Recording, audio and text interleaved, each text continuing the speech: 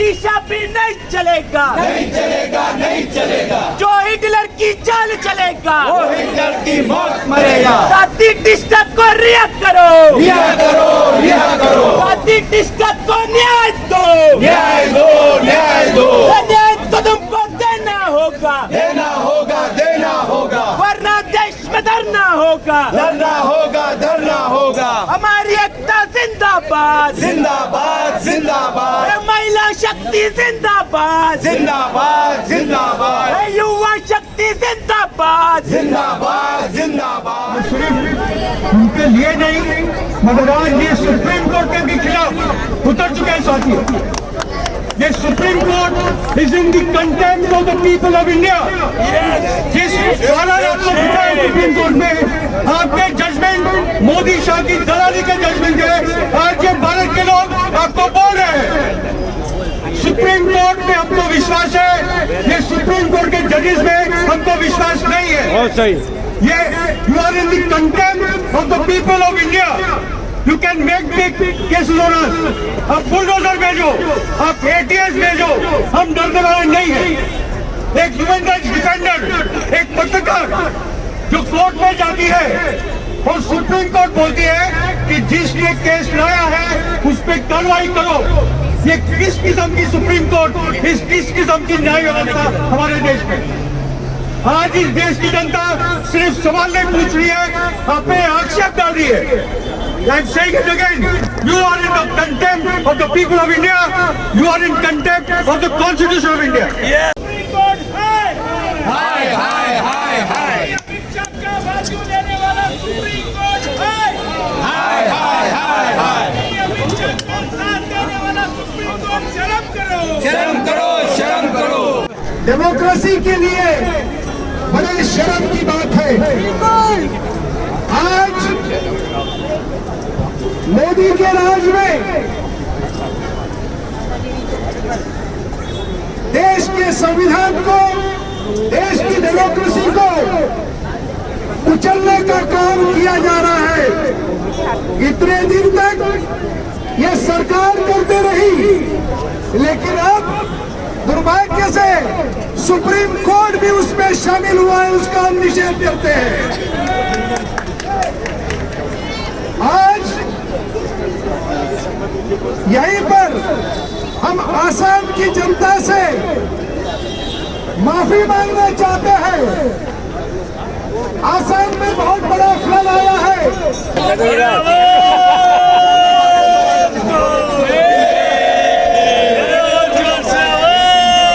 पीछे हमारे साथी सिस्टर सेटलमेंट को रिहा करना होगा, हमारे साथी सिस्टर सेटलमेंट को रिहा करना होगा, हमारे संजीव भट्ट को रिहा करना होगा, हमारे श्री कुमार को रिहा करना होगा, अरे बोल मसल्ला, अरे जोर से बोल, अरे हर जोर से, अरे बोल मेरे भाई, जोर से बोलो। अरे दीवार से कूद के एटीएस के लोग आए,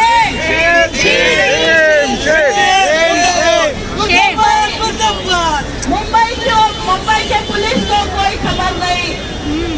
ये जो एंटी टेररिज्म स्क्वाड है, उसको हम बताना चाहते हैं कि आप टेररिस्ट लोगों को पकड़ते नहीं। सबसे बड़े टेररिस्ट मोदी है, अमित शाह सुरक्षा यंत्रणा में बैठे हुए हैं, जो आज प्राइम मिनिस्टर बन गए हैं, जो आज होम मिनिस्टर बन गए हैं, और सत्ता का दुरुपयोग तीस्ता जैसे महिला के ऊपर करते हैं। आपको शर्म आनी चाहिए। क्या किया तीस्ता ने? तीस्ता ने क्या किया? तीस्ता ने गुजरात में 2002 के दंगों में जो महिलाएं जिनके ऊपर सामूहिक बलात्कार अत्याचार हुए थे, ऐसा महिलाओं के लिए तीस्ता खड़ी रही। ये दोनों गुंडों को तीस्ता डरी नहीं। जब जब तीस्ता मुझे मिलती थी, मैं तीस्ता को वही पूछती थी, तू इतनी बहादुर कैसी है तीस्ता? तेरी बहादुर को सैल्यूट। कल उसको पकड़ के लिया, मैंने टीवी पे एक शॉट देखा, उसको गाड़ी में बिठा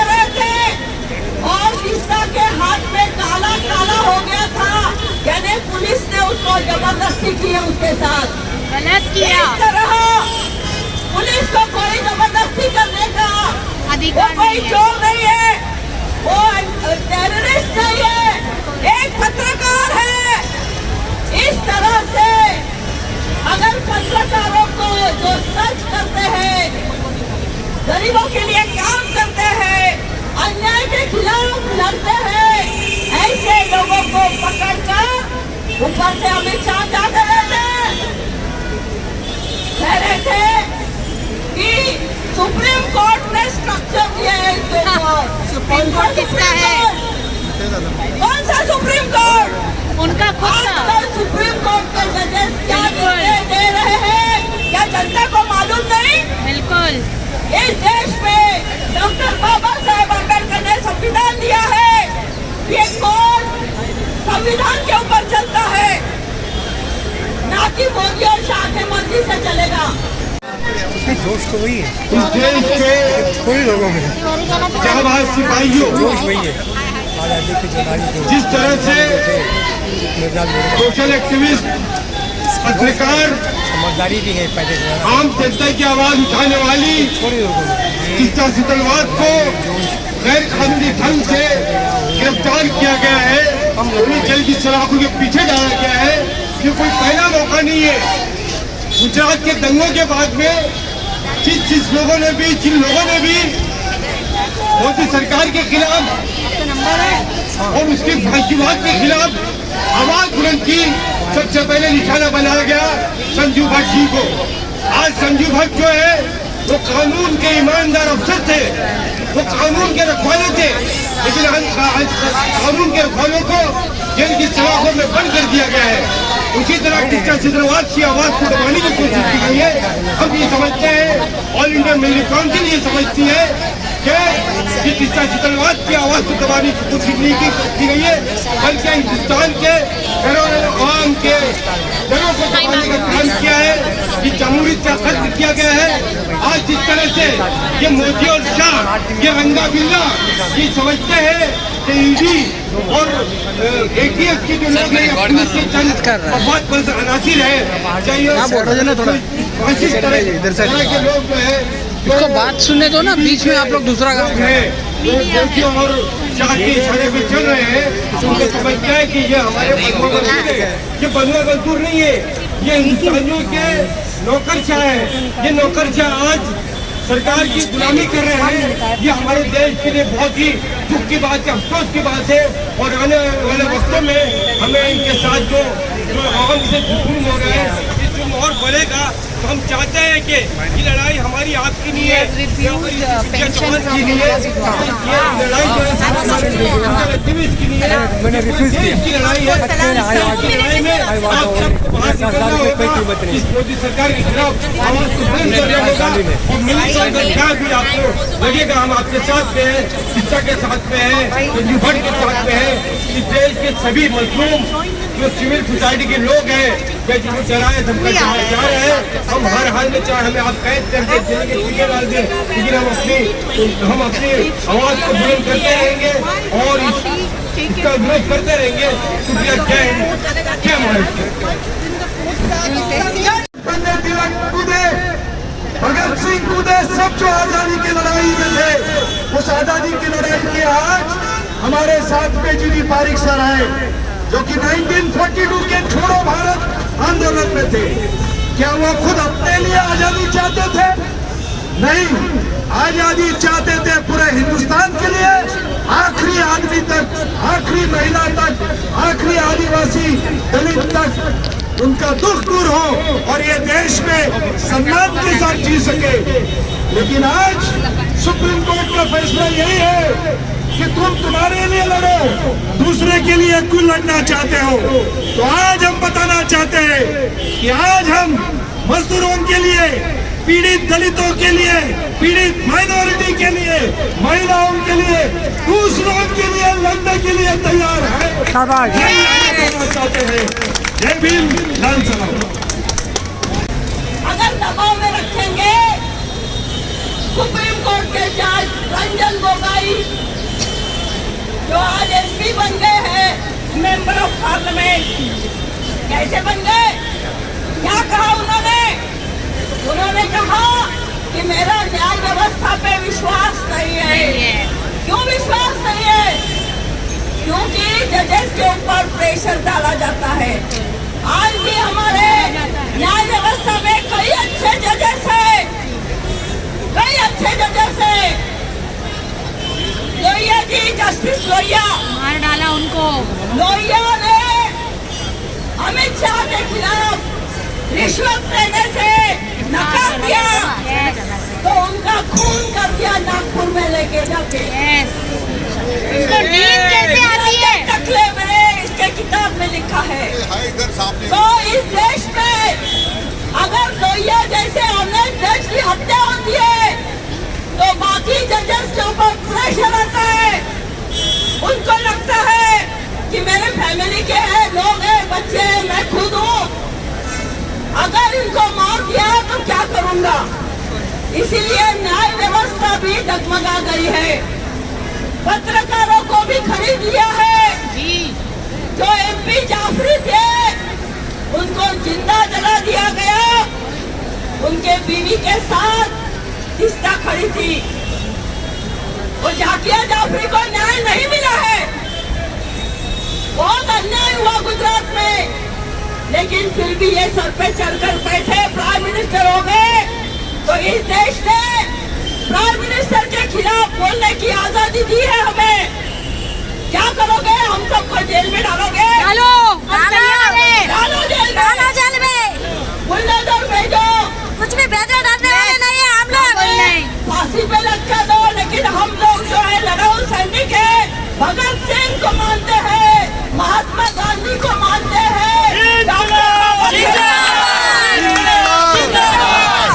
इस तरह रिश्ता को अगर आपने छोड़ा नहीं तो देश आपको नहीं छोड़ेगा। इतना याद में रखो। अगर आपने रिश्ता को नहीं छोड़ा तो पूरे देश में आंदोलन शुरू होगा। पहले तो ये इलेक्शन जो है ये बैलेट पेपर पे होना चाहिए, ईवीएम मशीन पे नहीं। 2019 में ये जीत के नहीं आए, लेकिन अमित शाह जैसा होम मिनिस्टर होगा ईवीएम मशीन से चुनाव जीतता है और नरेंद्र मोदी को प्राइम मिनिस्टर बनाता है। लेकिन ये भी सुनना चाहिए, क्योंकि पेगासस में मेरे मोबाइल में क्या चल रहा है आप उधर जाके बैठते हैं तो ईवीएम के वोटिंग के ट्रांसफर हो सकते हैं। तो ये इलेक्शन कमीशन को भी खरीद लेता है, पूरे सिस्टम को खरीद लेने वाले हैं। ये सौदागर है, सौदागर दलाल है लोग गुजरात के। और ऐसे दलालों को सबक सिखाना होगा और इनको कहना होगा कि हम लोग नहीं डरते। भ्रष्टाचारी नहीं है, भ्रष्टाचारी नहीं है ऐसा बोलते हैं, लेकिन नाम किसका है? अदानी का। अदानी इतना बड़ा बन गया। कैसे बन गया? इतना बड़ा बन गया 8 सालों में। पीछे कौन है इसके? मोदी, शाह और मोदी है, शाह और मोदी। टक्केवारी है, टक्केवारी परसेंटेज। बिल्कुल। तो नाम दूसरे का और काम इनका है। तो इनको ऐसा लगता होगा कि जनता तो बोली है, समझता नहीं जनता को कुछ भी, लेकिन जनता सब समझती है। और ये आंदोलन आगे चलता रहेगा। किस्ता को जल्द से जल्द छोड़ दो, नहीं तो हम सब लोग रास्ते पर उतर के मोदी और शाह को नहीं छोड़ेंगे।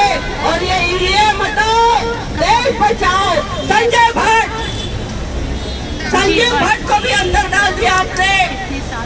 क्या किया था संजीव भट्ट ने? संजीव भट्ट पुलिस होने के बावजूद उन्होंने अपनी ड्यूटी निभाई थी। उन्होंने जो ये रिपोर्ट दिया, गुजरात में जब दंगे हुए तो 2002 में पुलिस को ये ऑर्डर दिया था चीफ मिनिस्टर ने, होम मिनिस्टर में, कि आप खामोश बैठो, 3 दिन आपने कुछ नहीं करना है। और ये ढोंगी हिंदुत्व वाले मुस्लिम महिलाओं के ऊपर अत्याचार करते रहे, उनके मर्दों के, उनके बच्चों को मारते रहे, खून करते रहे। और पुलिस ने जब ये रिपोर्ट दिया तो संजीव भट्ट को भी अंदर डालने को उन्होंने काम किया। इतना घिनौना काम करने वाले लोग, हम लोग इन्हें नहीं छोड़ेंगे।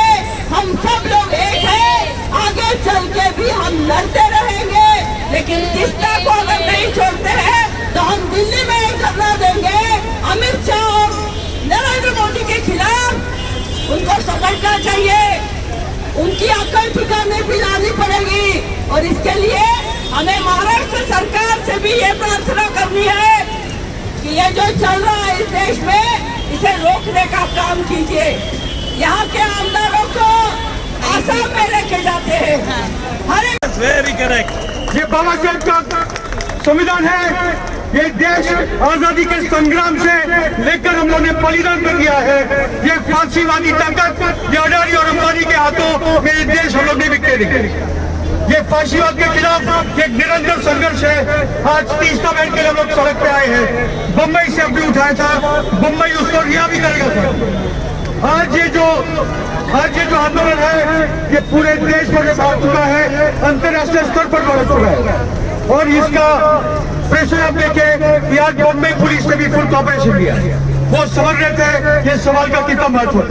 विद्यार्थी चौहान का फुल कॉपरेशन था तब भी हुआ है।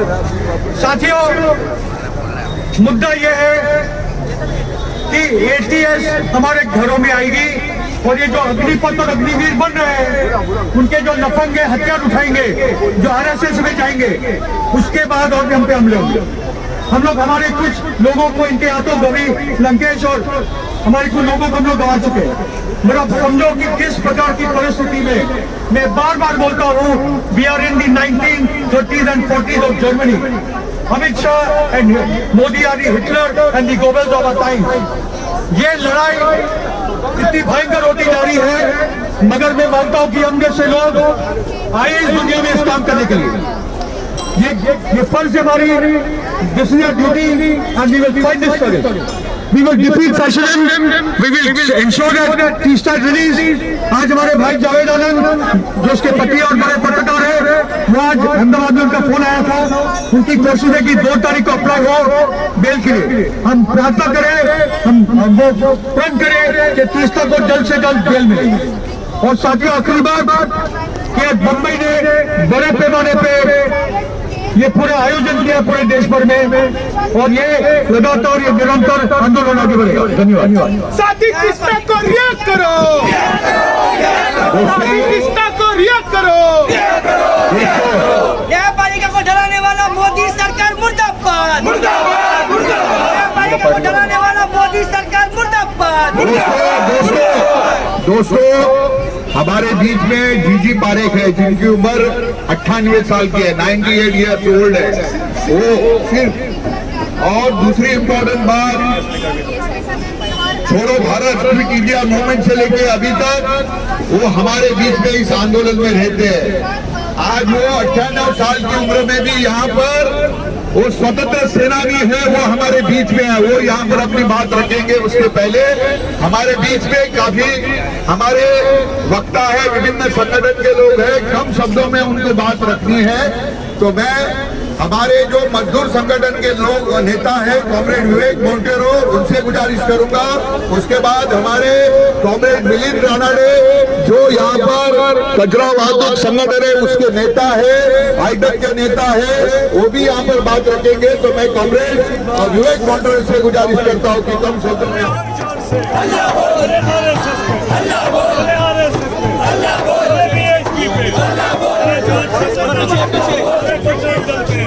अरे बीजेपी पे अरे जोर से बोल, अरे और जोर से, अरे तानाशाही पे, अरे हुकुमशाही पे, अरे हिटलरशाही पे, अरे जोर से बोलो, अल्लाह बोल, जोर से बोलो, अरे और जोर से, हाथ उठा के अल्लाह बोल, मुट्ठी कस के अल्लाह बोल, और जोर से